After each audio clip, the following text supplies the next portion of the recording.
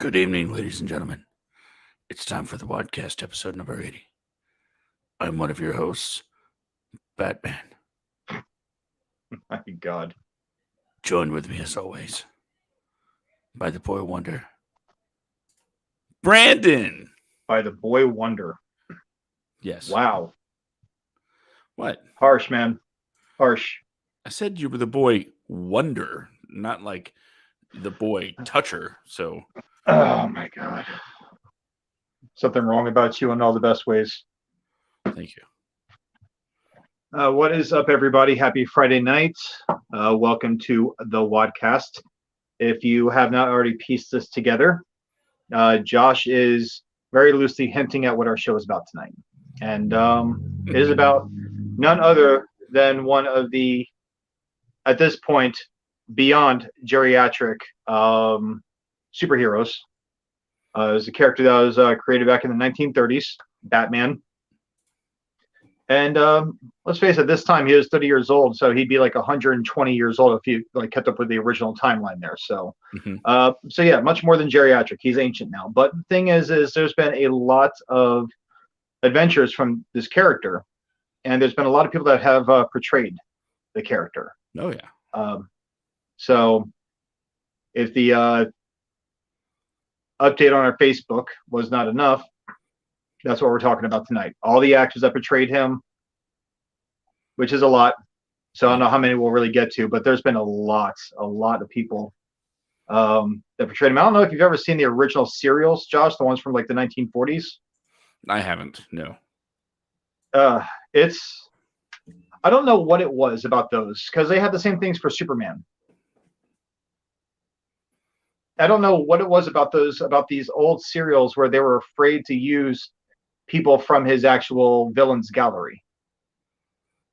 It was always stopping some kind of like, I don't know, like mad scientist or, there's like a basic low-level criminal or crime boss. It was never anything like the Joker. Like I get you can't use a penguin, it'd be kind of hard to really do in those kind of films, but how hard would the Joker have been?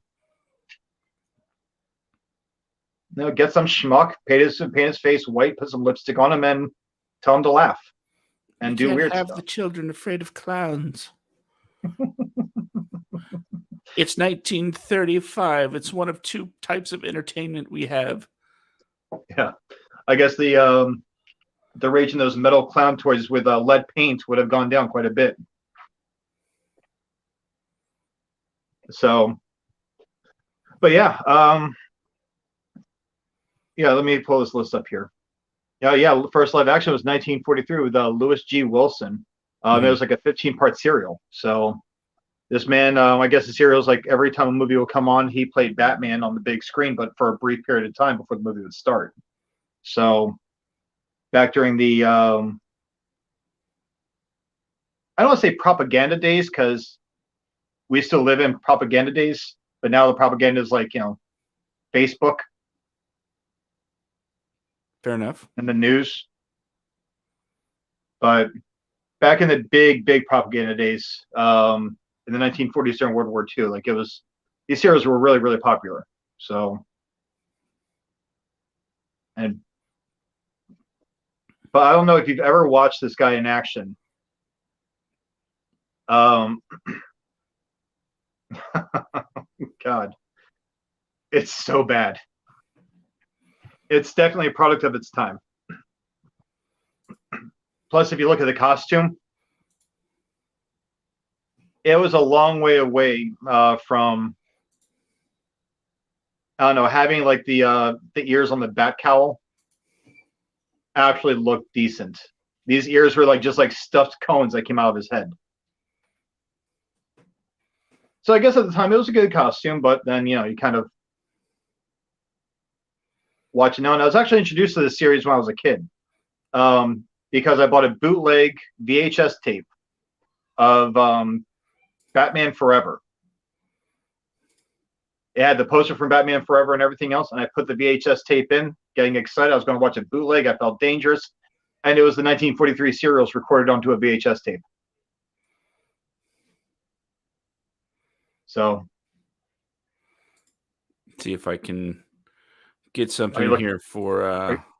You looking for an image?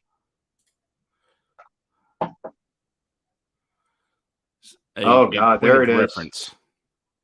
There it is. Oh God.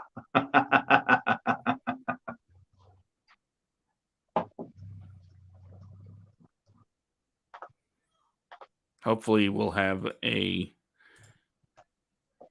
image of the Batman soon.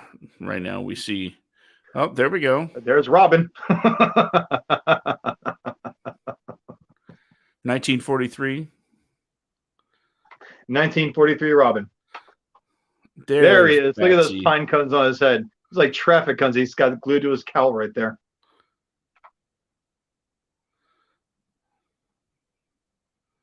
Let's peek out the window.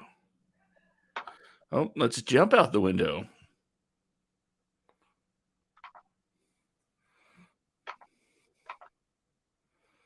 Oh, that boy blunder.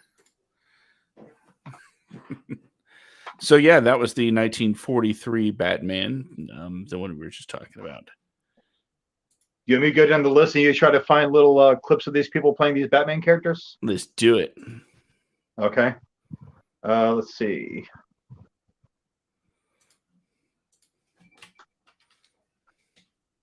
So who's next? All right. So next up on the list is 1949's Robert Lowery, and actually that's what that was. That was the first introduction of Robin in a live action form. The original didn't have Robin. It was the 15-part serial. That right there was the movie Batman and Robin from 1949. So yeah, I mean it's just like, and it's not much of a difference. It pretty much looks the exact same. But man, would you look at those costumes? They were down with the comic book accurate. They were like, we don't need to change things up. No.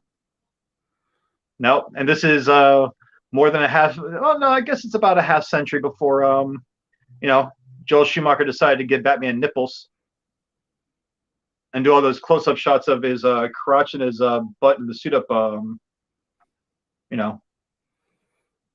Back when all the nipples were practical. Yep. But yeah, Batman takes over. Wow. But yeah, you have that. So I mean, yeah, that's it. Pretty much looks the exact same. Hasn't but changed. But then you switch it up to after that, Batman remained stagnant for another 17 years before they had the late and great Adam West take over the mantle with his 1966 to 1968 Batman TV series. He and Burt Ward playing respectively Batman and Robin.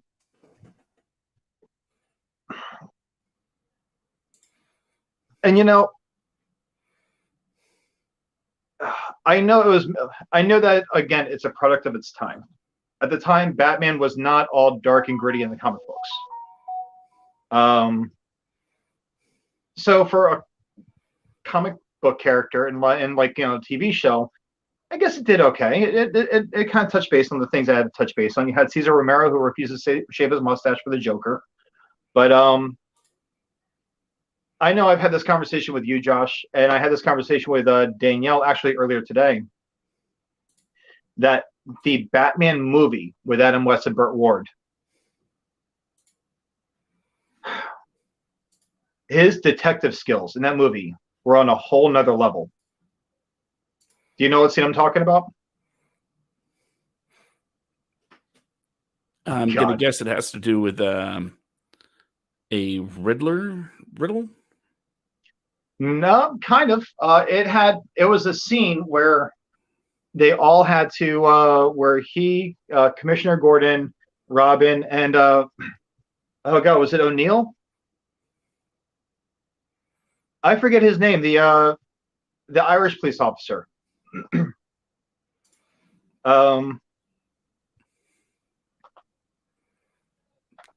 Now I don't remember. Sorry, I got mesmerized by the Patoosie. Well, either way. So there's a scene where. Okay, do you remember the scene in the movie? I know it's probably been years since you've seen it, but the scene in the movie where Batman and Robin are out in the ocean in the helicopter, and the shark attacks Batman. Yeah, The bad shark shark repellent. repellent. Yeah. Well, when he's back at the Gotham police station, the way that they figured out how like when he figured out all the criminals that were involved, probably my favorite scene in any Batman movie ever.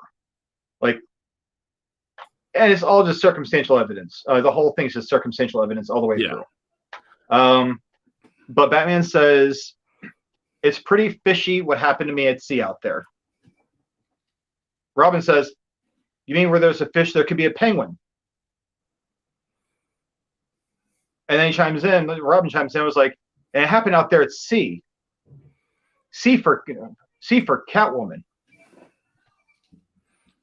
Like, how do you even put those two together? It happened out there at sea. C for Catwoman. The shark was pulling my leg. The Joker. And then it's just like, then this police sergeant says it all adds up to a diabolical riddle. Riddler. Like, that's how they figured out who these people were. That is how they went. That was a process of detective, God. That's how they put on their heads together and figured out who the supervillains were. And in a 1 in a billion chance, we're correct. It's not 1 in a billion. It's Batman. Yeah. Okay. Yeah, I don't know about that one. It's definitely something. But it cracks me up. Like, can you imagine that? Like, someone steals your bicycle, or someone steals your car, and you and your friends are getting together. Like, it's pretty funny what happened to me out there on the road today before my car got stolen. Like, oh, you mean like how Frank always pulls jokes? Frank must be involved. If the tire had a blowout on the way home. Oh, didn't Kevin fart yesterday? Then he must be part of it too. You go down like a list of people, and then you just happen to land on all the guys that you just threw out there. That's how they figured out who the criminals were in the original Batman movie. This situation stinks. So it was no detective work at all. All right, but moving on from Adam West, as much as I hate to do it, we have what many consider the definitive Batman, which was Michael Keaton in all of his dark, murderous glory. Don't let anyone ever tell you otherwise. This whole Batman doesn't kill thing is bullshit. Batman kills a lot in this movie. I look how careless he's just like going through these things. Like, and what cracks me up is when I start shooting at the Joker. There we go. There they are. What if some civilian just ran out in a line of fire?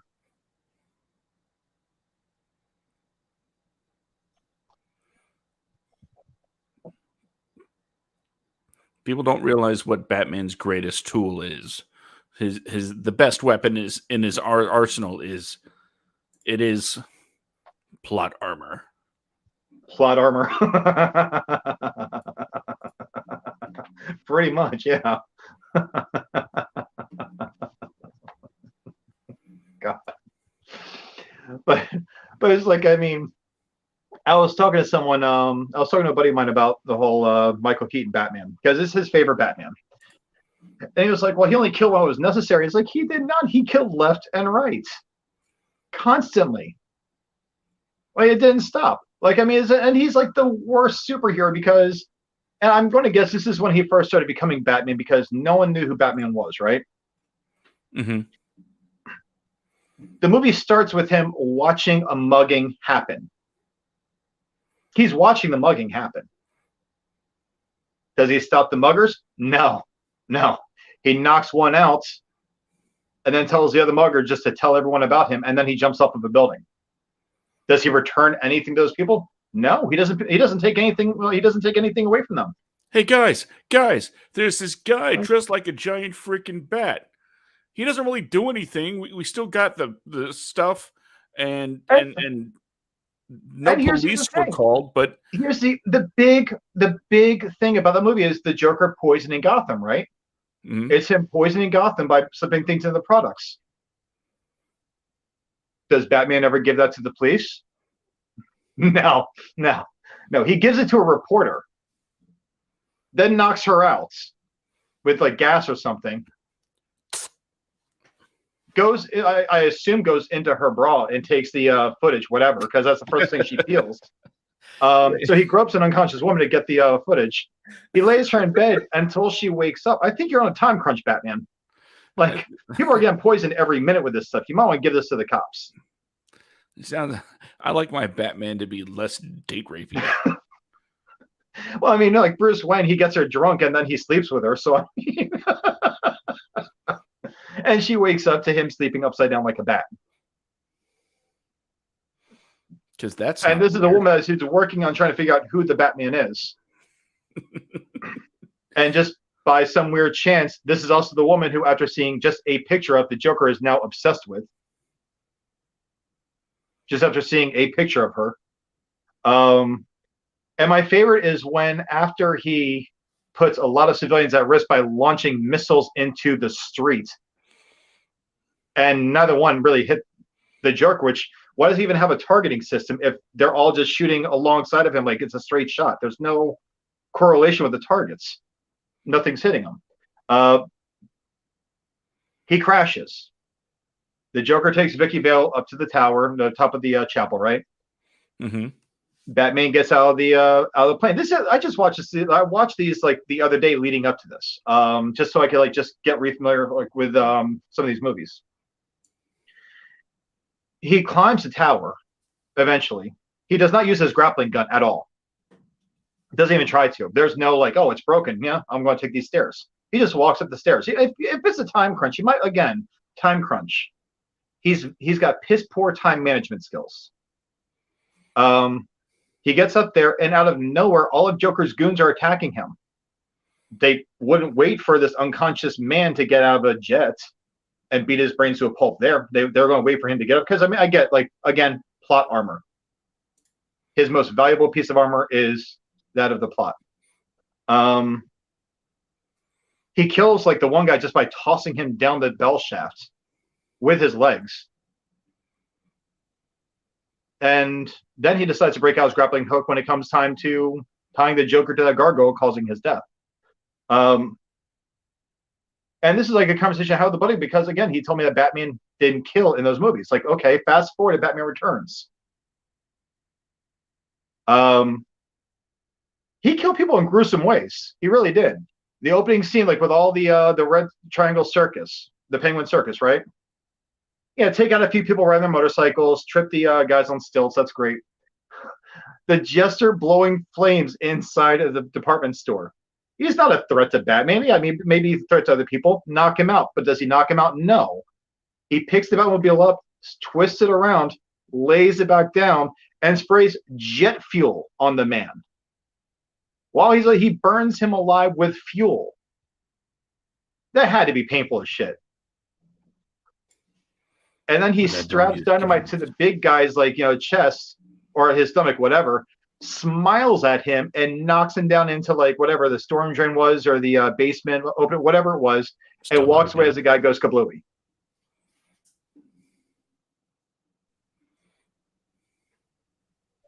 It's a brutal movie.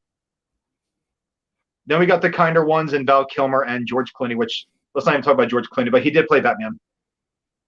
Well, I guess we're going through all the characters that play Batman, right? All the actors? Yeah.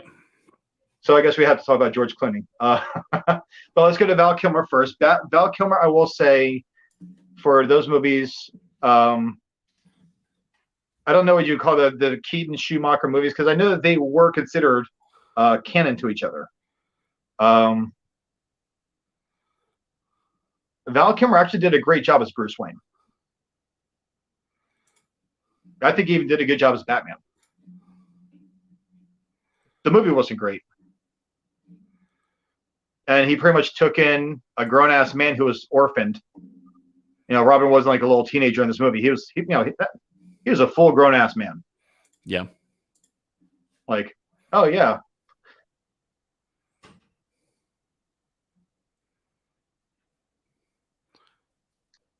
Seeing a little bit of that here.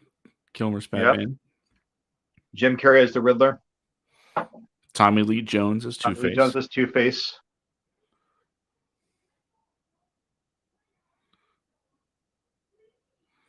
Very over the top, and as what was it? The story Kevin Smith told his Schumacher's on the set, telling everybody, "Remember, everybody, this is a cartoon." Yep, we're selling toys, basically. Yeah. Essentially, that's what it all boiled down to. It was a way to earn merchandise, which is not anything new, especially for that time. In fact, the whole decade of the 80s, as far as kids entertainment goes, that's what it was. It's not, hey, let's create something and maybe we'll sell toys. They said, let's create toys and maybe we can create a show. Yeah. And then that's what happened. And when it comes to the Schumacher films, it's an interesting thing because were they good? I mean, that's a matter of personal opinion, right? Yep. But were they made well? What, like we always say, there's objective, subjective, and it's not about whether or not you like something. It's about if it's made well. And I'd say that yes, the Schumacher movies were made well. Why? Because they did the exact thing that they set out to do, which was make a cheesy homage to the 60s Batman with the puns and the over-the-top villains. It was exactly what it was made to be. And that's it. If you were a kid watching these movies, they were awesome. Like when I was a kid watching Batman Forever, it was great, man. I was like, I think, 1995, I think it came out? Yeah. 95? Yeah, 95. So I was 13 years old. And 97, I was like 15, but 97, I was like, oh, this sucks. But no, it's like, it's 1995. No, I was 12 because it came out summer 95. But whatever. It's like, it's one of those movies where as a kid, it was awesome. You go back and watch as an adult, you're like, oh God. We had a whole episode about the things we used to like as kids that just we did. That did not age well into adulthood. Much like my humor. But yeah, so it's like you have these movies, but then like we're also skipping a few things that came out in the meantime, because it wasn't just movies and it wasn't just live action TV shows. There were also the cartoons that came out with voice actors over the years. Now, back in 1968, Olan Soul played Batman in the Superman Hour. But it was until 1977, and that ran from 68 to 76. But in 1977, in the New Adventures of Batman and Super Friends, they brought back Adam West and Burt Ward as Batman and Robin as the voice actors for these characters. It was a decent show. I mean, except for the Wonder Twins, I couldn't stand them, but everything else is, I guess, okay. Wonder Twin powers activate. Wonder Twin. But then one of my favorite iterations of a cartoon Batman, I think, much like with Michael Keaton, to me the definitive version of an animated Batman series was the Batman the Animated Series that aired. What's that? Kevin Conroy. Yeah, and you know what? That was not a kid's series, man. If you go back and watch as an adult, you're like, holy hell, man. It holds up. Like these are some of the most. That was actually the series. If I'm correct, that was a series that reinvented a few of the villains, like Mr. Freeze was no longer just like a bank robber. I think that was a series that was where they actually created Mr. Freeze as someone that was just trying to save his wife. Yeah, with the Nora plotline. Yep. But Heart also wrenching gave every us time. what's that? Said it's heart wrenching every time. Mr. Freeze became a truly sympathetic figure. Yeah, and then if you fast forwarded to the next series, which is Batman Beyond, there's an episode that reintroduces Mr. Freeze. But this time, Mr. Freeze is just nothing more than a living head. That's all that's left of his body after the damage done to him from the chemicals. Hold And on, all he wants to do is die. We have to go back to Batman in the animated series because it's hard to overstate how important that series was, especially to Bat lore, right? Oh yeah. Just the invention of Harley Quinn. Oh yeah. Yep, absolutely. That alone made it so significant. I mean, now there's what, 3 movies that feature her? Yeah. And a lot of us out here think that when it comes to performances as Batman, Kevin Conroy absolutely nails the performance.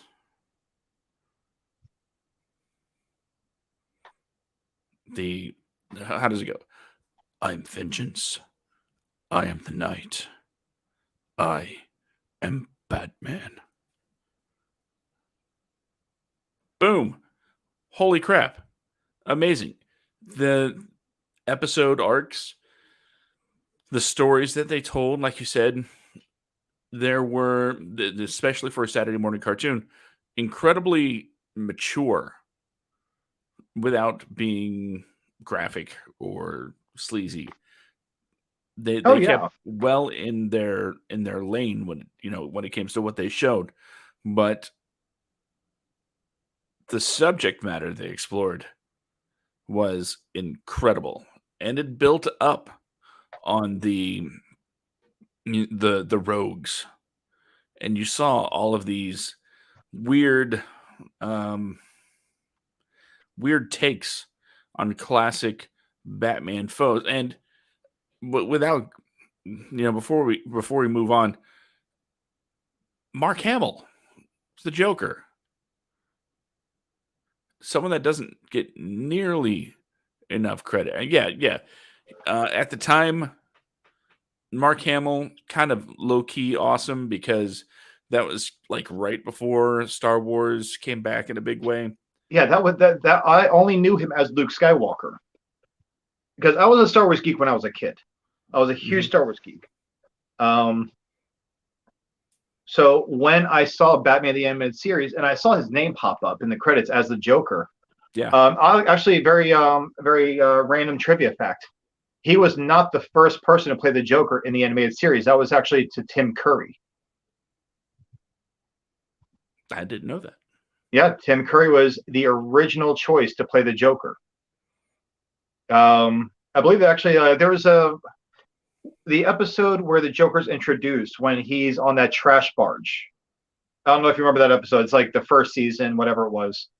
But it's when he's spreading like the laughing toxins to all around Gotham, because I guess that's Joker's thing. Laughing gas. You gotta spread that all over the place. No matter how many times you fail, you gotta keep trying to do it. But yeah, Tim Curry actually voiced the entire episode, and they went back and they brought in Mark Hamill. I forget the reasons as to why, but then Mark Hamill took over. I was thrilled, dude. And then if you listen to it, you can actually hear Mark Hamill in the character. But he was such a popular choice that he's been the voice of the Joker in video games and in what was it, future adaptations. Not to jump the gun here, but in the Batman Beyond movie, Return of the Joker, he voiced the Joker in that as well. And he was the voice of the Joker in one of my favorite DC movies, and of course it's animated, but The Killing Joke. Like had the best interaction between the Batman and the Joker, because you finally saw the Joker for the serious person he is and how far gone he knows he is. But coming off of villains though, I will say, yeah, it did do a lot for these villains, and it made them sympathetic. Clayface, who I believe was like a random one-off character in a few comic books, they reinvented him as this extremely tragic character. So the animated series is, like I said, I would say that is probably my definitive series, like animated series for that character. But before we move to the next movie, no, actually, no, I think the next movie. Okay, I'm sorry. We do have. We have Batman and Robin with George Clooney as next on the list. You went from the definitive Batman to the definitive animated Batman to a pretty okay. He's a good Batman, Val Kilmer. Just the wrong director. To George Clooney. Oh God, this scene right here. He has a Batman credit card. Oh man. Remember, everybody, it's a cartoon. Yeah.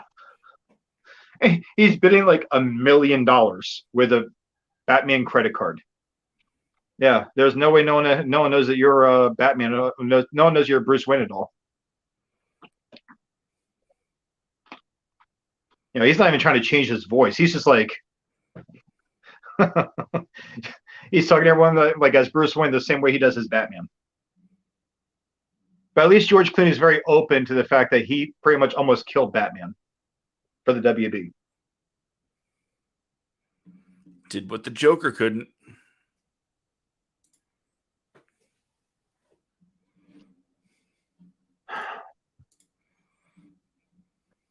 And then, Batman the animated series already had Bane introduced as this very comic book accurate version of Bane. Tactical genius and everything else, very intelligent. To Batman and Robin, Bane. You would think Warner would learn their lesson from taking an iconic, super strong character and turning them into a laboratory joke. But and no, that's it. Batman versus Superman came along, and yeah, I am comparing Bane and Doomsday. Yeah, because it is the same thing. Exactly.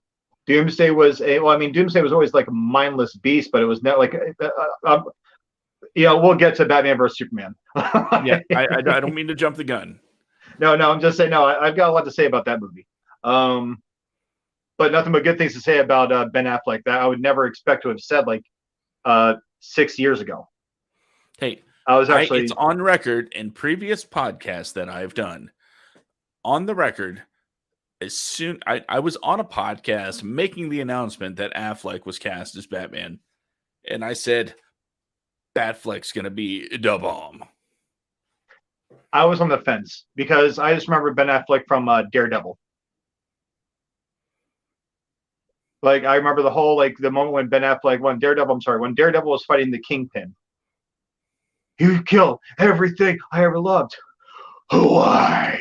Like he's Batman? Okay. And then he played Batman. I'm like, holy shit. Okay. Well, the story is, again, going back to Kevin Smith, who is somehow intrinsically tied to Batman, he's the one that, told the stories of Affleck being such a huge Bat fan. Yeah. All the way up to and including I have a Bat cave. Yeah. It's like, okay, but if Affleck loves and respects the character so much, then there's no way he's going to want to do a bad job. Yeah. But we'll get to Ben Affleck though. Yeah, we'll get there. We'll get there. The next one was actually a big risk that WB Animation took. They were trying to find a way to. It's Batman Beyond.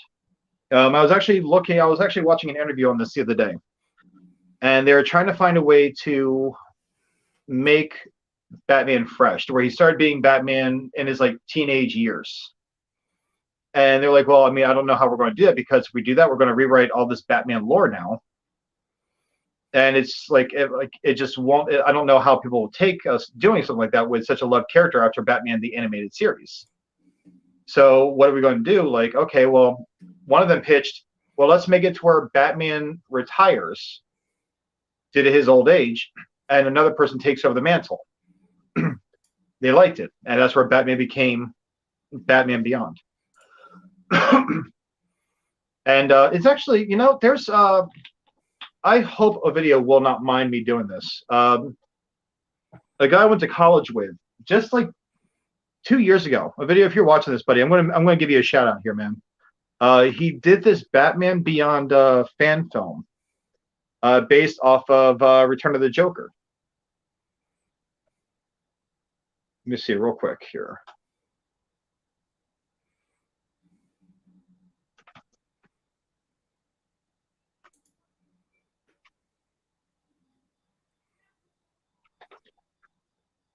I'm going to send this to you real quick. Okay, send it to me. Actually, I'm going to post a link to this in the comments here. Fair enough. This is where you can go check out a video's film for what do you call it?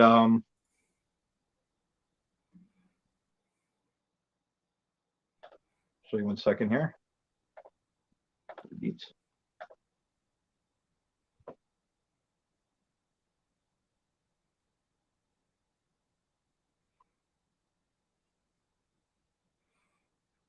Remember, there's an audio version of this show too that people are just like, it's so quiet. What's going on?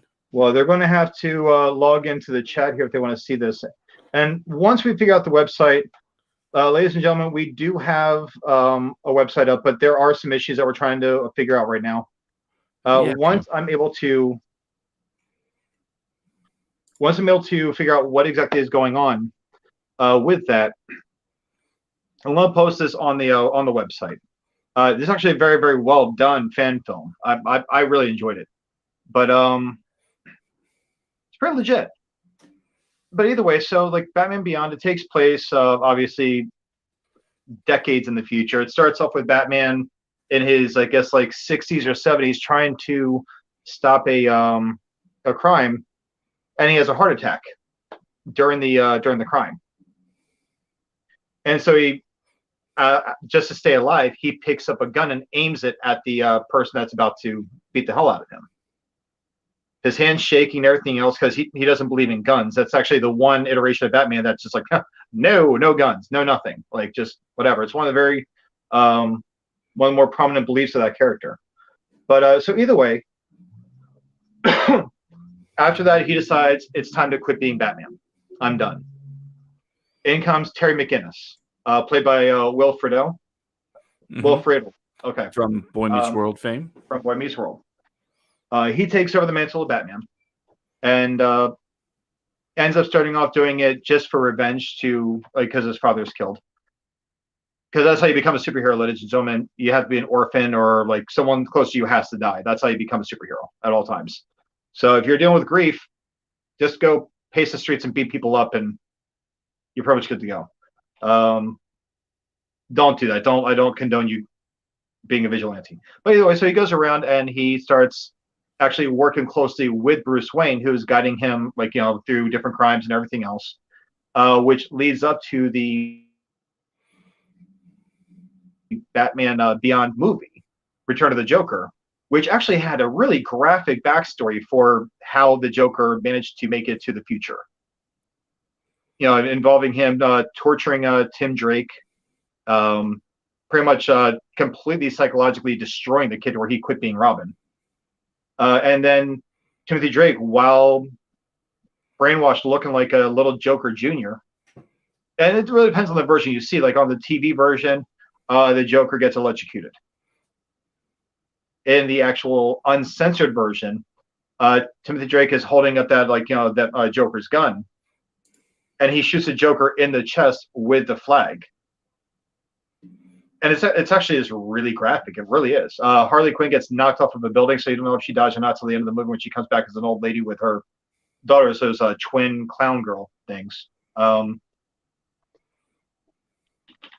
But it is such a well done movie. And the fact that they were able to do that was, I mean, just like the way they did it was absolutely amazing. And it reintroduced characters. Like I said, like Mr. Freeze comes back. He makes a cameo as a disembodied head, because that's all that survives all that stuff. And Batman has to help rehabilitate him, stuff like that. The Joker is long dead at the beginning of the series. So instead of the Joker, there's a street gang called the Jokers, who Bruce Wayne at the age of like 90 years old beats up with a cane like pretty quickly. So, and then there's even an episode that was so damn sad. It was Talia al Ghul. She comes back to the geriatric Bruce Wayne and offers him a chance to be young again.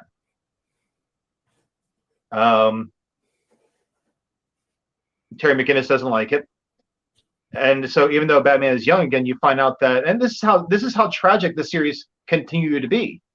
Talia al Ghul sacrificed her mind so her father Ra's al Ghul could take over her mind and inhabit her body. Once that happens, that person is dead. Well, this is just something that carries on throughout the series. Like the whole thing with Ra's al Ghul is a big one of the villains, but again, coming away from the villains, though, it's like the story is still there and it's still played beautifully.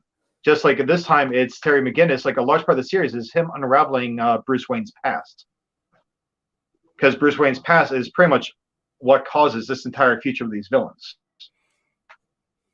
So,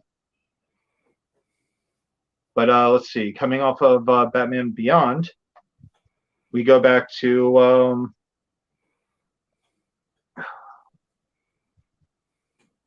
Well, I can't really, like, he didn't really, there was really no Batman in this, but Birds of Prey, which is a TV series, but it's based off of like the daughter of Batman and Catwoman, if I remember right. It's Batman and Very Catwoman. short-lived.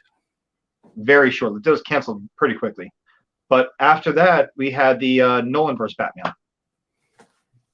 We had Batman Begins, The Dark Knight, and The Dark Knight Rises.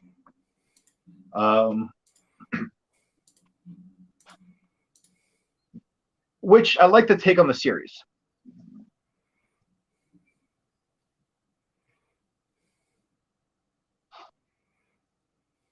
It's a Batman that has one rule, and that rule is he doesn't kill. And yet he causes the death probably of a lot of people. Shh. He's sleeping. No, look, it's a Progressive commercial. They don't pay for ad time. They don't pay for but one of my favorite lines of Batman Begins was actually of the Batman series wasn't Batman Begins. And it's only because it cracked me up so much. This whole movie, Batman has one rule: I won't kill. Ra's al Ghul wants him to kill. He won't kill. He killed the stand-in for Ra's al Ghul at the League of Shadows headquarters on the mountainside by blowing the whole mountain up and letting debris drop on the guy. But then at the very end, as the train is barreling towards a part of the track that is missing, that Batman urged Commissioner Gordon to blow up. As the train is coming, Batman makes it to where Ra's al Ghul could not stop the train. He jams what do you call it? The sword inside the gears. Mm-hmm. He tackles Ra's al Ghul to the ground, and he said, Ra's al Ghul is like, oh, well, finally you learn to do what's necessary. And he says this one line, I always think it's hysterical. He says, I'm not going to kill you, but I don't have to save you. It's not murder. Uses his cape and glides out the back of the train and leaves Ra's al Ghul to die on the train. Through manslaughter at best. Huh? Said it's not murder, it's manslaughter at best. Yeah. I'm not catching a charge here. Yeah, I was going to make a dark joke, but I'm not going to make that joke because it's not funny. It's funny to me, but not to anybody else. But then you have The Dark Knight, Dark Knight Rises. Dark Knight listed as being one of the best Batman movies of all time. And I would only say that's the only reason why it's one of the best Batman movies of all time is because of Heath Ledger. It sure as hell is not because of Christian Bale. You remember at the time, everyone was like, Heath Ledger, what are you, nuts? I was And, excited about Heath Ledger. we go back to, we'll say 1988, Okay. and they said, Michael Keaton, what are you, nuts? You gonna get Mr. Mom to play Batman? Mr. Mom and Beetlejuice. And at the time, I was a, little kid, about 6, 7 years old. And I had no idea what any of the names meant. I just knew Batman. That's gonna be awesome. And then we fast forward with all of this, you know, talk that was completely over my head when '89 rolled around. We get to Heath Ledger, where I am at the prime age of knowing who Heath Ledger is, and wondering how in the world are they going to pull this off. I knew he had some, of course, pretty big shoes to fill because the Joker hadn't been done in live action like that since '89, and I was questioning it. And I you know, big fan of 10 Things I Hate About You. Love that movie. But even I was like, I don't get it.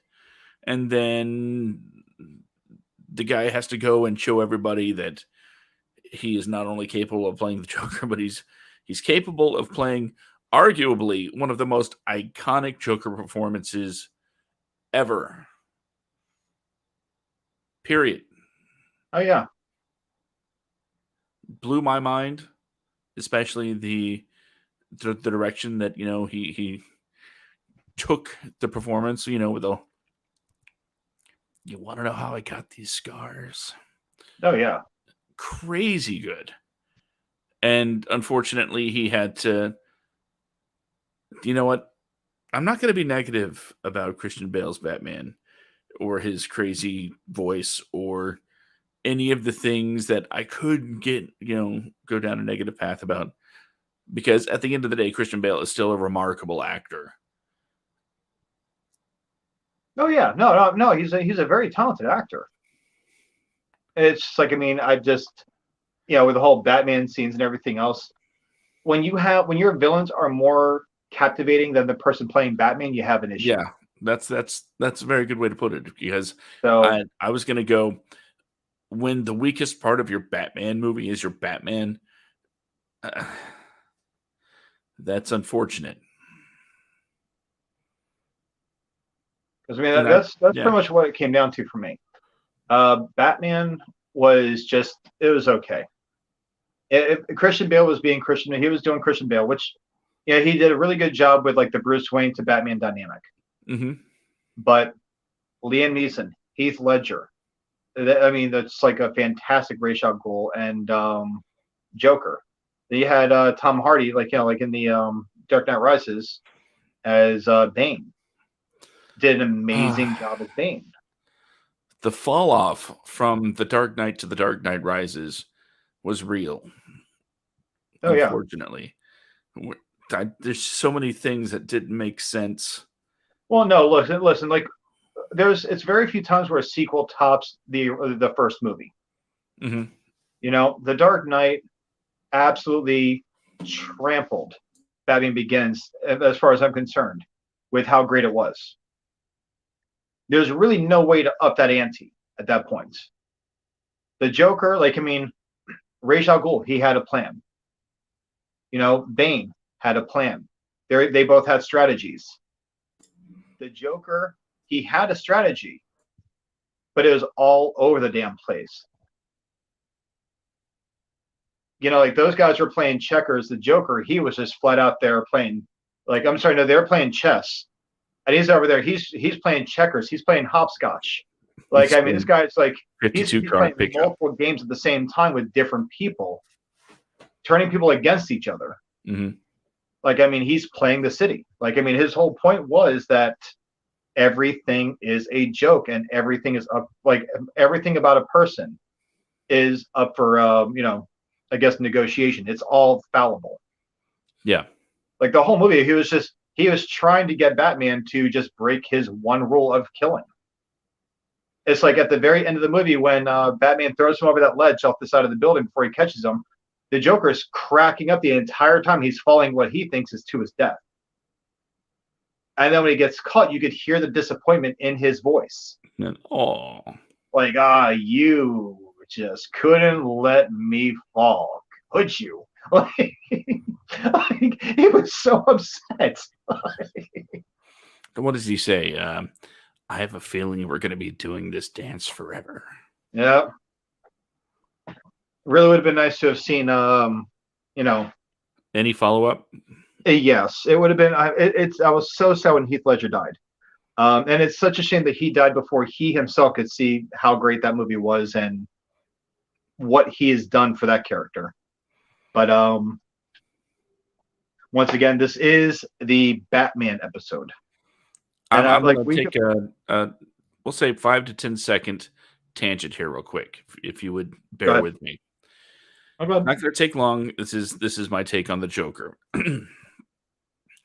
Let's put 10 seconds on the clock, and here we go. Go ahead. In my opinion, Heath Ledger is the best Joker to ever be on the screen. I know a lot of people will say Joaquin Phoenix, but you know what? That wasn't the Joker. End. Okay. Hot take, I know. What's like Joaquin Phoenix? Like, sorry, I was trying to figure out like why my shirt was like all shiny and glistening and everything else. I realized I had like debris on the camera. And that's the thing. Like someone was saying like they were thinking about at the end of the Joker, making I think like some kind of like a callback to Heath Ledger's Joker by having like the back of an ambulance be like the red line for like the emergency line, like come down the slant, go across, and come back up as a like a smile. Sorry here. There we go. Okay. Got it. Okay. Sorry about that. But and they were talking about like trying to find some way to even like make it. I think I was reading somewhere where they were trying to find some way to make it work to where he turns into that iteration of the Joker or whatever the deal was. I'm like, oh, don't do that. Like, I mean, just I'd move on. Anything beats Jared Leto. Sorry. That's the worst thing that's ever happened. But again, jumping the gun on that one. But what Batman the Animated Series has done for, well, I won't even just say that. Like, I won't just say Heath Ledger. What Batman the Animated Series has done for the Batman lore, I will say Jack Nicholson, I think, is responsible for even how much darker the Joker got over the series. And then the Batman Animated Series just added to it.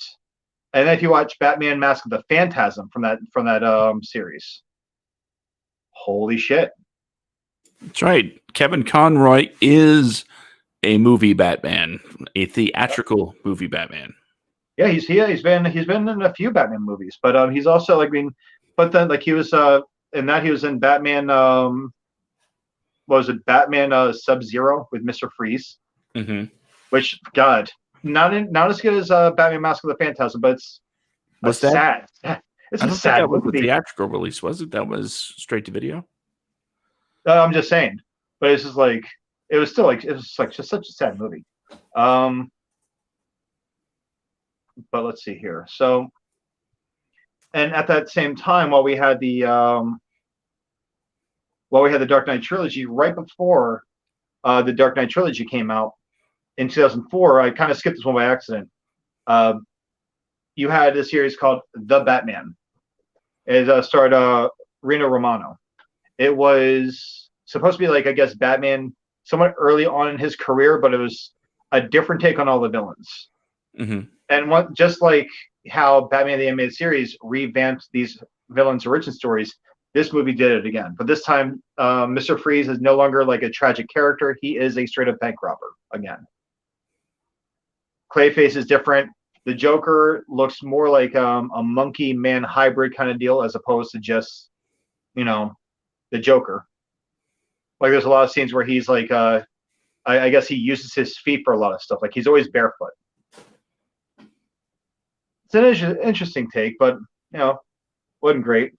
But then after the Nolan verse, there was another cartoon called Batman the Brave and the Bold, which took Batman back to the Golden Age style Batman.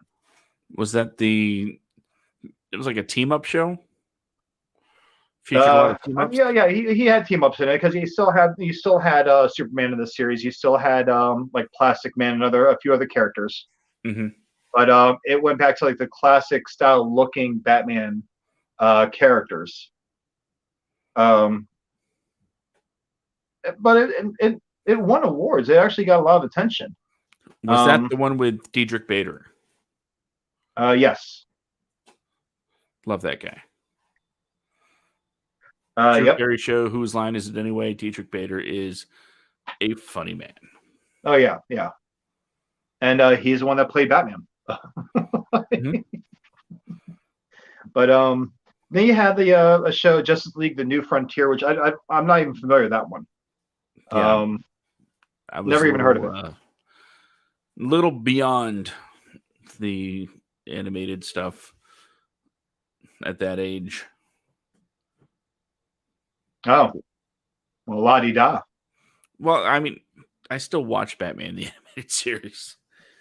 Don't you have like a cane or something like that you can just twirl around or something like that and shows all how much more grown up and sophisticated you are than those of us who in the other room? Uh-huh. It has flames on it. It has flames on it? Mm-hmm. Oh my God. I leave it by the front door because old man, Oh my God. Not even a joke. I have a cane. Yeah, so do I. So I'm not making fun of you over having a cane. I'm just saying you should be twirling it around right now to show us how much more classy you are than us. Well, I'm wearing a Fine Wine and Tastings on Maine t-shirt to show my sophistication.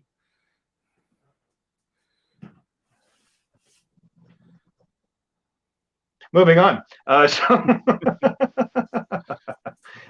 then we had another actor, Bruce Greenwood, that portrayed Batman in Young Justice, which is still going, which I believe went on for a few. I don't know if it's still on the air right now. This is back in 2010, so I doubt it's still in the air.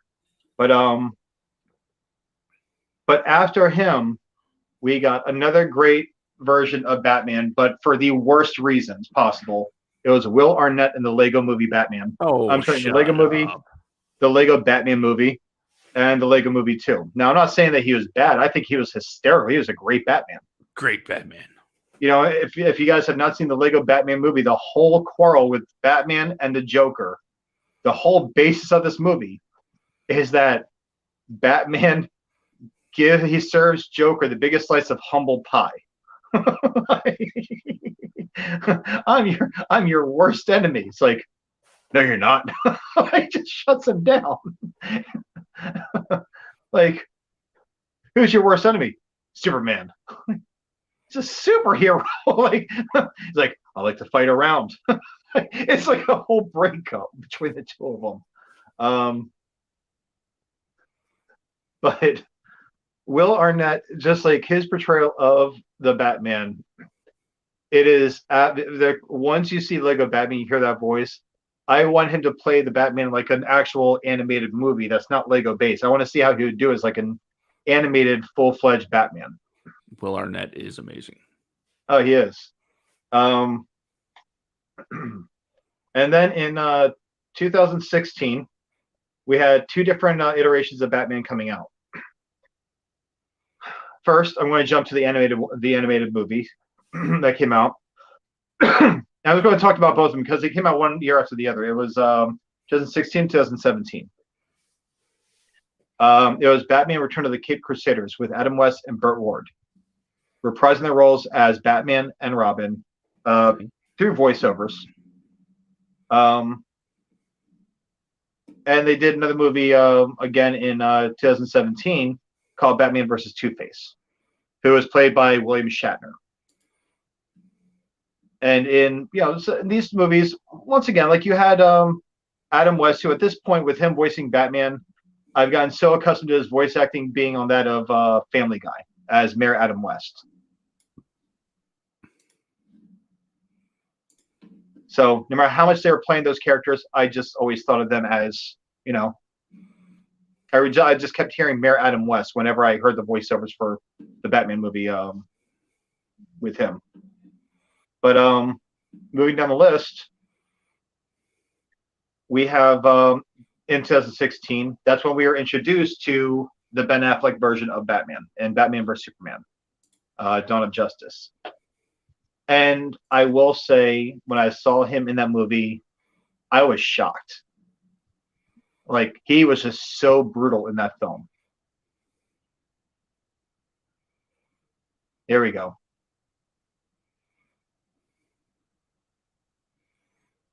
Is this a full warehouse scene, or is this just like a clip from the movie? This is the warehouse scene. Okay.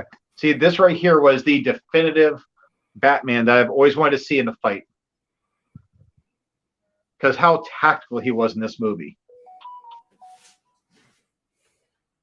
And he used his grappling hook as a weapon. Like, that's... The only other time I've seen that happen in any movie was actually in the 89 Batman film.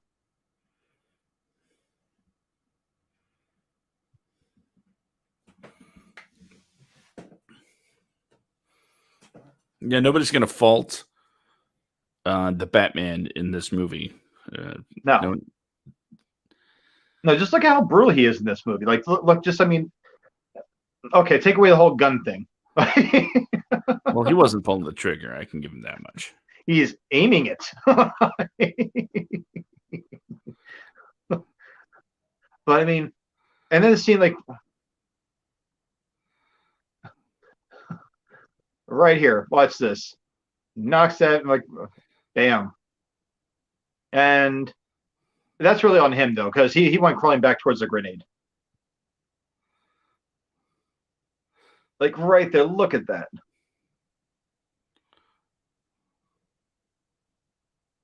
And this whole scene right here, he just, bam, throws that guy down.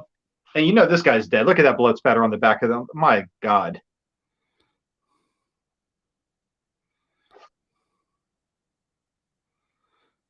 This is just like, but I get what he was doing. He was playing like the angry, grizzled Batman. Yeah. Like, I get, like, this is a whole different iteration of the Batman. Like, look at that, man. Oh my God.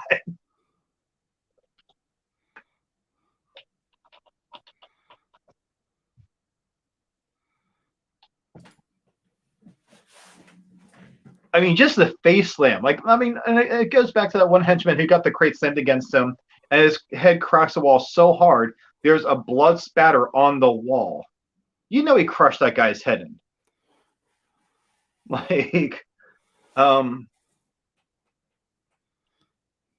don't even get upset about the whole Batman has no killing rule. I think they pretty well established in the Snyderverse that this is a Batman that's been through it, and he's been through it for a long time. So we're getting that doesn't have anything left to give as far as a care. Yeah, and no, he's my problem is with the Snyderverse in particular is we didn't get to see the comparisons of Batman versus Superman, the Boy Scout versus the Dark Knight. We skipped all of that, and we could have easily seen this done in a way where, yes, we get this version of Batman. That's fine. That's great. But it doesn't work well with the rookie Superman, in my opinion. Yeah. Superman's the new guy on the scene.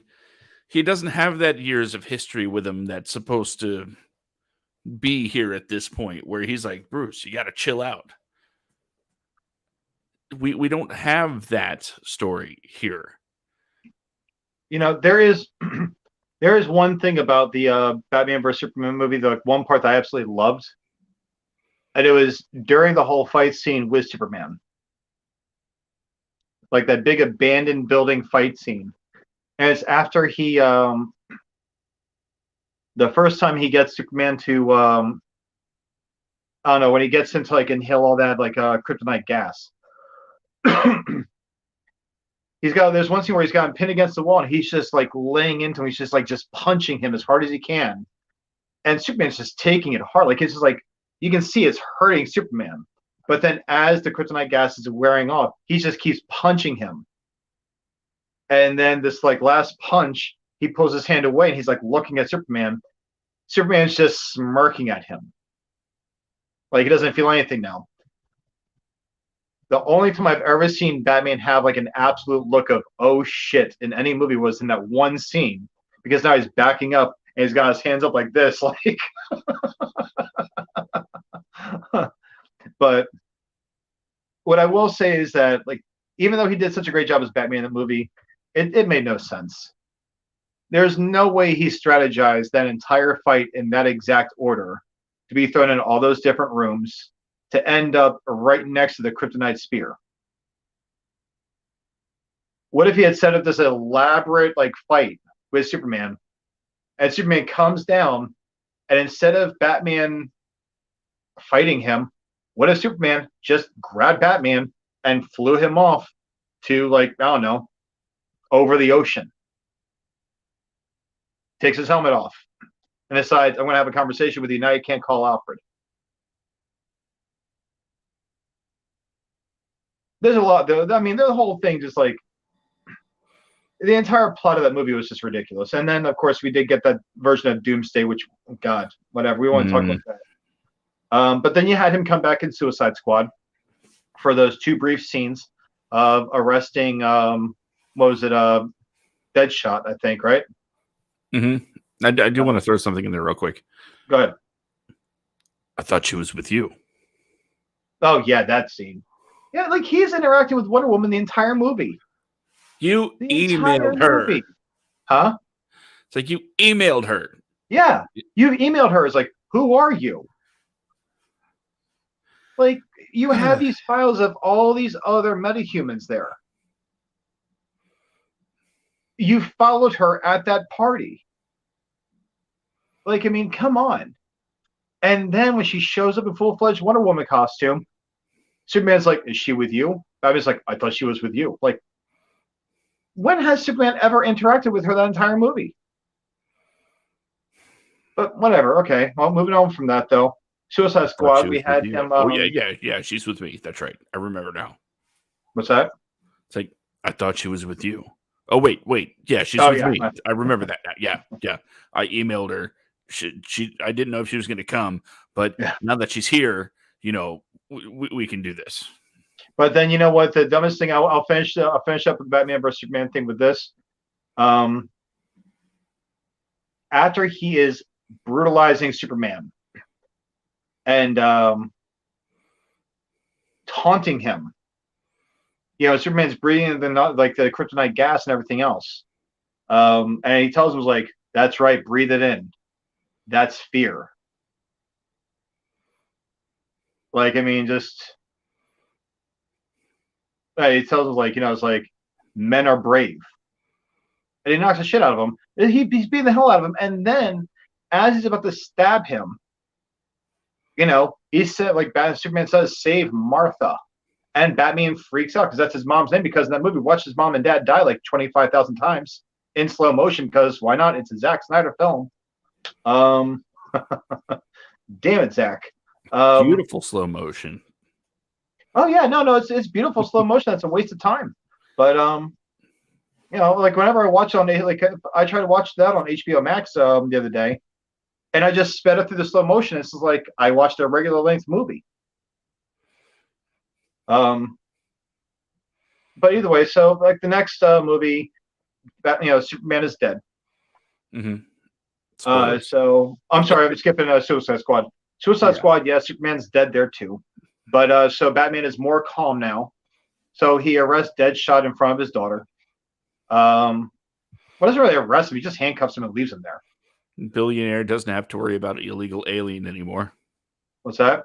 Said billionaire doesn't have to worry about illegal alien anymore. Yep. And then he chases down the Joker and Harley Quinn until Joker drives off of a pier. Batman dives down to get Harley Quinn. I guess somehow the Joker just swam past him. I don't know. Reasons, plot, armor again. And he saves Harley Quinn. And we get the most pointless movie I've ever seen in my life that has a plot much like Lord of the Rings, where they're just walking. But unlike Lord of the Rings, they don't do anything. They don't do anything. Everything that they were hired to do was created by Amanda Waller by accident. There was no threat that they were hired. Like I don't even know what the threat was. I can't remember. That's how forgettable that film was. Wasn't it Thor's he was only a small little side part in that movie. But he came back in Justice League, where this time we were introduced to Aquaman. We were introduced to Cyborg. And if you watch the Zack Snyder's Justice League, not the one that Joss Whedon did, Zack Snyder's Justice League is more involved, but you still have a much more calm version of Batman. Jokey Batman. Yeah, more of a jokey Batman. Oh God, dude, it's such a cringy part when in the Joss Whedon version. I saw it in the theaters. I remember rolling my eyes at this when Superman comes back and all of his like light blue silver suit glory that he had going on for whatever reason, because it had to be super bright and colorful. I guess I don't know. Versus like the more darker tone blue, right? In the first two movies, like Man of Steel and The Dark Knight, it was like this more darker blue. Like, I mean, it was, it was I don't know. It just looked more drab. Like I think like for the kind of movie it was, it suited the tone of the movie. In this movie, it's like this bright blue suit, like just going back to like the classic everything. When Superman comes back and Batman explains what's going on, Superman says, "Well, you didn't bring me back because you liked me." And we see Batman say, "I don't not." Like, that's Joss Whedon right there. If I was Zack Snyder, I would have been pissed off just seeing that. Because the real Batman would have been like, my feelings towards you are irrelevant. We need to save these people. Like, or just look at him with a blank face until he did what he was supposed to do, like a good little boy. Feed me the Superman line. What? You didn't bring me back because you like me? Exactly.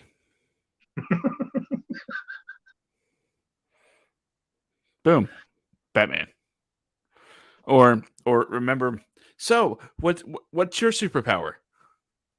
I'm rich.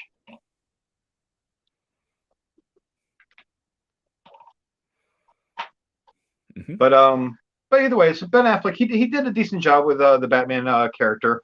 And I will say he did a much better job with the Batman character and this is the one thing I'll give Zack Snyder credit for, because I usually can't stand Zack Snyder. He did a great job with Batman under the direction of Zack Snyder. Yeah. With what he had to work with. Batman under Snyder was very, it was Batman-like. The only problem was, so was Superman, and so was Cyborg, and so was Flash. Everybody was, well, Flash wasn't. Flash was weird. Bright-eyed and like, hey, guys, we're going to be heroes together. And I don't really have any friends. Yeah. It was, I'm sorry, Ezra Miller, can't stand him. I cannot stand him. But I mean, come on, what's a Flash's, every one of his story arcs is, I have to run faster. Every Flash story arc is centered around him having to run faster. hold on, Brandon. Because even though you can't see it in the StreamYard lobby, I've had a special guest waiting to come on, and I guess sorry, Ezra, I'm gonna have to throw you out. I don't think it's gonna be a good fit. Yeah. Tell him not to come on. I'll just humiliate him. But coming away from Ben Affleck Batman, we had the return of another actor who did both that already previously did a cartoon version of the Batman. Yes. And that would be Kevin Conroy. Kevin Conroy. In the CW Arrowverse. For those of you that are not familiar with this series, it is a series of shows about superheroes on the CW. You have the Green Arrow that started the whole thing. Mm-hmm. You had the Flash, which is a follow-up to the Green Arrow, with the team-ups and everything else. Then you had Supergirl. And then that Batwoman show, which is just embarrassing. For Legends of Tomorrow. Reasons. Huh? Legends of Tomorrow. But so Black Lightning. Black Lightning. So in 2019, Kevin Conroy played a live-action version of a very crippled Bruce Wayne. Mm-hmm. It's hinted that he was crippled in his battle with Superman. But he's like in a full body exoskeleton suit, and this is a Batman who lost control. And if I remember right, he killed Superman. But so this takes place in the Crisis on Infinite Earth timeline, where it's like Batwoman and Supergirl go and meet up with him at Wayne Manor. Mm-hmm. And it's pretty much like an evil version of Batman. Like I don't want to say evil, but like they don't show that at first either. All control, huh? He doesn't play it off that way at first. Was evil? Yeah, he keeps it cool, and he's like, "Oh, how can I help you?" Well, isn't he technically like a bad guy there? Yeah, or once like a they villain get version in of there Batman? and they're like, "Geez, Bruce, what happened to you?" And he starts going into it, and then suddenly he's like, "Yeah, Kryptonians suck." Yeah. But see, and all these movies lead up to the current movie, the Batman that just came out. It's released today, nationwide. Released nationwide today. I caught a matinee yesterday. Now, Josh, I understand that you're probably going to go see this tomorrow, right? Yep. Okay. So I'm not going to do what a lot of websites are already doing. Since it was released on Wednesday, websites galore have been posting all these spoilers about the movie. A ton of spoilers. Mm-hmm. I'm not going to give any spoilers away. But Good. what I will say is that this is Batman in his second year as being Batman. He's still figuring out the ropes of being a vigilante, but the detective work is there. He's brutal, but he also makes mistakes. Can I spoil one small thing for you? Nothing important to the plot. Nope.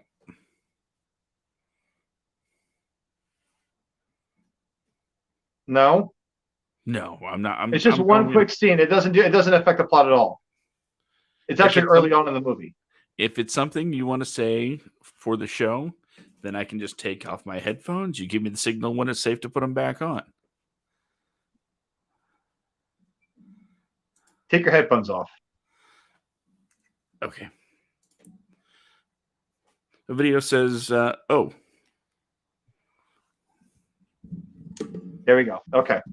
So Josh's headphones are off. I've got to say this. There is a scene in the Batman movie. Robert Pattinson, the stuff that, like, the things that he does, he's an amazing detective. First off, and he's not out of control. He's a novice. He's getting into the mindset of being this the Dark Knight of this movie. So in this scene with Batman, there's a part where Bert just needs to watch it already. Well, video, he's not you and me, buddy. He's got kids galore, and he can't. I work at night, so I'm able to go during the day if I need to go. But there is a scene where Batman gets shot almost point blank in the chest with a shotgun, just knocked right the hell down. So he gets up and he takes the guy out. But the thing is what I love about this Batman is that he makes mistakes. He's clumsy at times. Like he's still learning, but the detective work is there. And the way that he responds to things like with the Riddler or with other criminals. Josh, you can put your headphones back on. Just there we go. So when he kills the Scarecrow in this movie, it is absolutely amazing.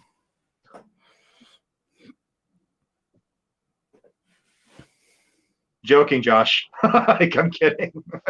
There's no Scarecrow in this movie. Anger rising. But I will say, the fighting, the way he is in this movie, he's brutal, but he's brutal when he needs to be. And we all saw that scene in the trailer when the guy says, "Who are you?" And Batman just punches him dead in the face and keeps punching him. The guy goes down and he stays on top of him and he's punching him some more. That is probably one of the most family-friendly parts in that entire film. That's how dark this film is. And for people giving him shit over the fact that he played what's his face, Francesco in Twilight. I forget the character's name.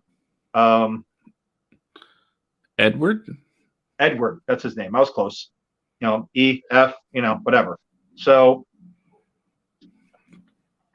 people need to give Robert Pattinson some credit because he did a damn good job as Bruce Wayne and Batman.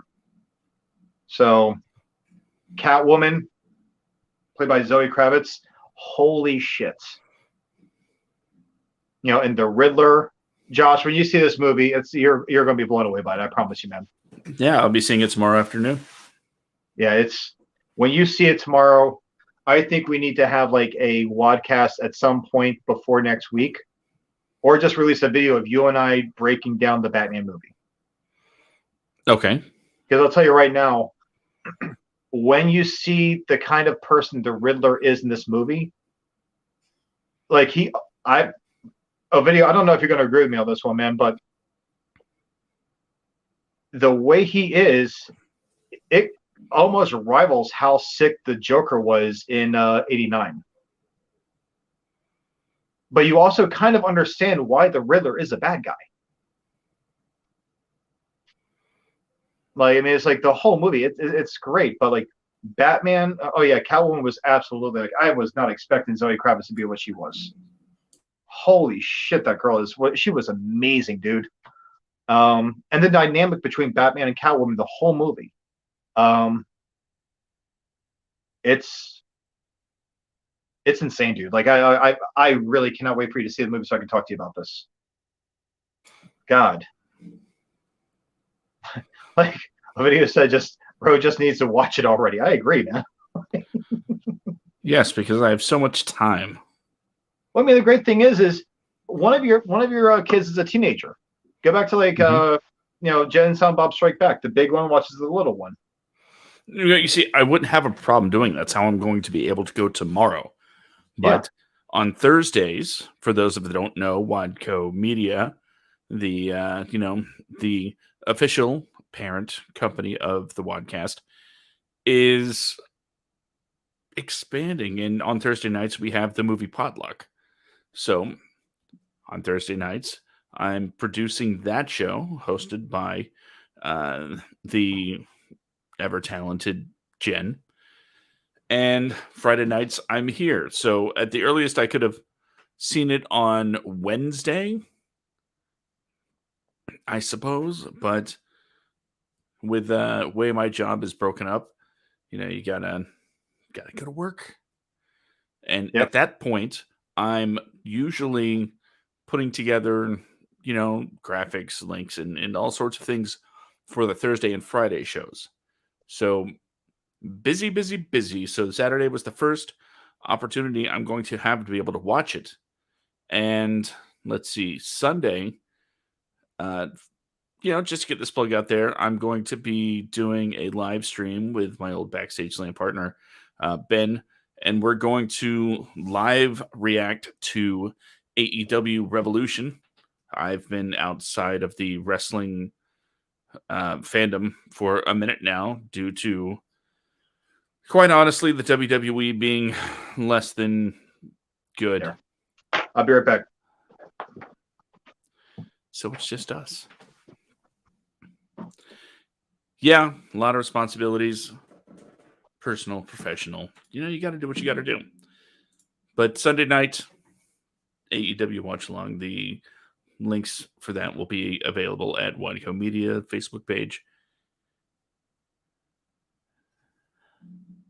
Yeah, I hear Roman has been a standout, and the last time I was watching on a regular basis, they were still doing the, Roman Reigns is your hero, Roman Reigns is your god, but from the company, not Paul Heyman. And that got to me. Then he took the hiatus, came back heel, and it sounds interesting. But every time I try to watch things when it comes to WWE, I catch especially the big shows. I don't miss the Rumble. I'm not going to miss Mania. So just the idea that I had to turn off the Rumble because at some point you're there and you're like, there's only one logical way for this to end. Brock, or as we call him, Bork Laser, wins it all, sets up. Yeah. I just want something interesting to happen. And the fact that Tony Khan just bought, Ring of Honor, that's interesting to me. So I said I would watch along with Ben this Sunday for the pay-per-view. Do I think Cody is a work? Whew. I want to say yeah, because if it wasn't, he probably would have been already in WWE right now. So just something to build up the profile a little bit more without actually having to be on TV. And then when he goes back to AEW because of all that unfinished business, I think it's going to be good for a lot of promo material. Of I could have gone back there, but instead I came here where the real fans are. That's just what I think. And again, I haven't watched in forever, so I'm going to try and really get back into it. And hopefully, maybe if I start feeling that spark again, maybe it marks a return for the Backstage Slam. We'll see. Sorry to go off on a wrestling tangent, Brandon. That's okay. I went off on a tangent about the Batman movie without you watching it. So, difference is I had to listen to something I don't care about. Joking. I mean, I don't care about wrestling, but Hey, yeah. It's like a soap opera with guys wearing Speedos. That's what you're watching. Yeah, and we're just talking about what 90 years of a guy dressed in spandex. So, yeah, but I mean, back when they were actually wrestling, it was good. When it turned into Days of Our Lives and Speedos and sweaty muscular men, it's like, oh. You realize that's what it's always been, right? That's when you watch the actual wrestling though, like the real wrestling, not WWE. Greco? Huh? Roman Greco wrestling? Yep. They're naked. So there's videos I can send you if you want to watch it. I'm good. But like, no matter he's got him pinned again. Well, no matter how you feel about the actual wrestling product, as a writer, and I think I've mentioned this to you before, as a writer, it's difficult to not respect a company at the very least that's able to put out let's see, 52, 104 plus pay-per-views. Well, we'll just go with one show. 52 new episodes a year, 3 hours a week. Yeah, I know. I know it's successful. I'm not like knocking that. I'm just, I'm just saying the logistics of writing. I can't get behind wrestling. Nobody's asking you to. I'm saying respect the process. No. I will respect the process more than I'll respect someone that, like, writes for the Hallmark Channel as a career. But, There we go. At least we agree on something. and cranks out the same damn movie every single time. Hold on. Let me, Control F, find and replace. Since this movie isn't about Coraline, it's about Loreline. Yeah. Oh, and no, like with Riddler, no, I still think, I will say, as far as a character goes, it's not even Jim Carrey. It is the original. It was like the Riddler for me from the 1960s. I thought that was the best version of the Riddler so far, live action. Jim Carrey did a great job, but the original Riddler. I'm not talking about Gomez Adams. I'm talking about the original. I forget the guy's name. The original Riddler. What I'm saying is, like, in this movie, the Riddler was just, my God, brutal. Absolutely brutal. Honestly, I would say, like, that Riddler, he reminded me more of the Riddler from Hush. Frank Gershwin? Than anything else. Was it Frank Gershwin? I think so, yes. Gorshin, Frank Gorshin. Gorshin, that's it. That's it. I was close. If there's anything I can compare this Riddler to, I would say he's closer to the Riddler from Hush. Not spoiling anything, Josh. I'm just saying he's just... It's not like this is not the Jim Carrey Riddler that we saw in Batman Forever or Mr. Gorshin. This is a whole nother level. Mm-hmm. Yeah, the acting was weird with the Riddler, but it's like everything else. Shit. God.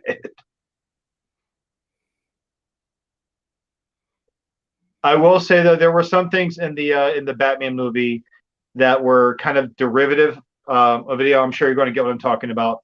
That were very derivative of the Dark Knights. But all in all, it is a great film.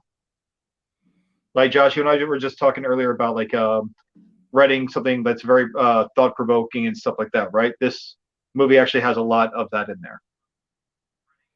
So.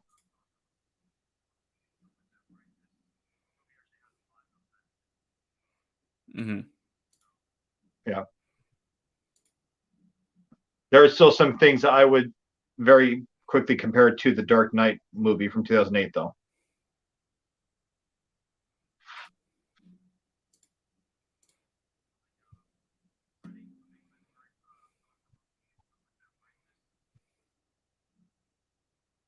But yeah, that's all I got, man. Well, then, why don't you go ahead and tell everybody where people can find you on the old social medias? Well, you can find us both on Facebook.com/the WADcast, our primary way of reaching out to everybody. But you can also find us on Instagram, Instagram.com/the WADcast. Both have the same profile picture, the black circle with the white banner in the middle that says the WADcast on it. We do have a website, thewadcast.com. We are having some technical difficulties with the website right now. So hopefully I'll have that up to date soon. But I'll be working on that after we're done with the show. Mm-hmm. But yeah, that's where you can find us. Josh, what about you? Well, as always, you can find me on Twitter at SkidComic. But for everything else, I urge you to, for the moment, go to simicorestudios.com because, okay, I now have the domain for Watco Media. I just have not, done anything with it yet. So we're in the process of building the website for our company. And in the meantime, simicorestudios.com is the one place to go to find all of the links to social media, as well as, hey, there's a Patreon page. If you like what you see, toss out $1. Why not, And if you like, well, saying, the cool shirt that Brandon over there is wearing. Oh yeah, my Show it off. Let's see that booty. Yeah. you like Yeah. that. If you like that, that is for sale at our I'm like a nutty merch shop, Teletubby. which I'm like a you nutty can find the Care link Bear. to. You can find the link I'm to like the at Wad Bear. semicorestudios.com. Call me a Wad Bear, Josh. You're the Wad Bear, Brandon. Tell me I'm a naughty Wad Bear. You're a naughty Wad Bear, Brandon. That's right. Give you the Wad Bear stare. So yeah, tpublic/user/Cipicore. That Josh? It's the Wad Bear stare. I'm feeling something. Yeah. Makes my butt uncomfortable, to be honest. Oh man. Oh, I do have a thing for that. It's that.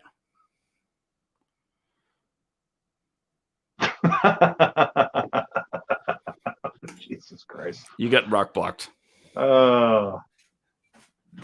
And that's something for those of you that enjoy watching us on Facebook or YouTube get to see, or Twitch. So if you are not watching on Twitch, or YouTube, yeah, there's going to be some elements that you miss out on a little bit.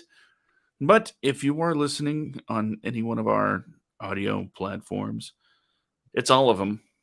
Make sure you subscribe or follow or whatever the case may be to make sure you get every new episode as it becomes available. Leave a review. Write some comments. Let us know what you think about what we do here at the WADcast. And you know what? If you want, make some suggestions, things you want to hear about. I would personally love to do a Superman version of this type of episode, just so I can say things like, I don't know, in the Snyderverse, it took him dying to be the actual Superman we know and love. Anyway, that's like I said, that's a whole topic for a different show. So do you have any final thoughts before we head out of here, Brandon? I can get a personalized Care Bear. I'm trying to find it black, so we can get like the WADcast thing in the middle, so we can actually have a Wad Bear now. That actually sounds pretty amazing. Yeah. Oh, but you mean for the show? No, I Yeah, don't have anything to add to the show at all. Okay, then I'm going good night. Get I'm rid going of to get back to looking for a Wad Bear here. Okay, do you do I'm going that? to find us a Wad Bear.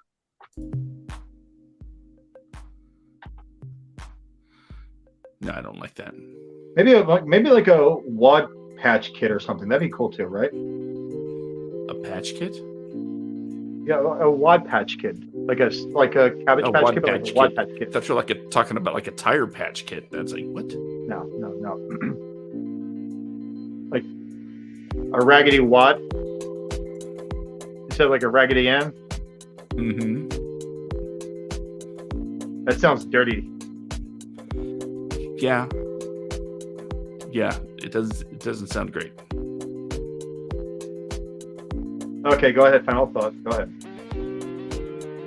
Hold on. I'm going to get one more question from a video. Brandon, where do you rank this Batman film? Oh, I'm sorry. I'm sorry, a video. I'm sorry, but I didn't even see that. Where do I rank this Batman film? Probably about like. See, I think it's getting a lot of hype. I think that there's a lot of people that are just like kind of shocked about Robert Pattinson playing Bruce Wayne Batman. I'm going to have to probably give it like number 3 on my list, actually. I still love the 1989. The 1989 Batman has a very special place in my heart. It's still my all-time favorite Batman. I'm Batman. Then there's the Dark Knight. I love the Dark Knight. I'm Batman. And I would have ranked this higher if it weren't so derivative on multiple levels of the Dark Knight. Josh, you'll see what I'm talking about when you see the movie. Okay. I certainly will. And with that, we're going to go into our final thoughts. Okay, the music's playing. You know what time it is. It's the time for me to tell you and remind you that the only thing standing between you and your dreams is you. So if you want to get out there and create something, if you want to make a movie, if you want to write, the only thing left to do is to do it. You have a phone, bam, you can shoot something. You have, I'm assuming, some sort of computer, tablet, or PC. You know what? Even pencil and paper. The ability to write is there. But it takes more than just reminding you that you're the only thing standing between you and your dreams. I also need to remind you that if you want to do what you want to do, you not only have to start doing it, but you have to do it often. So don't just go, okay, I wrote my script. Now I'm done. No. Then you got to rewrite it. And rewrite it. And rewrite it. Or write something else. But you got to keep doing what you're doing to get better at what you want to do. Which is basically what I'm getting to. Batman. He didn't just stop at one criminal and go, okay, we're done here. No, he just kept catching criminals. Over and over again. Often the same ones. What I'm saying is don't be like Batman. Finish the job. There you go. That was the final thoughts for the week. So until next time, I'm Josh. That guy over there is Brandon. And this has been the WADcast, episode number 80, right here on the WADco Media Network. Say goodnight, Brandon. Good night, guys.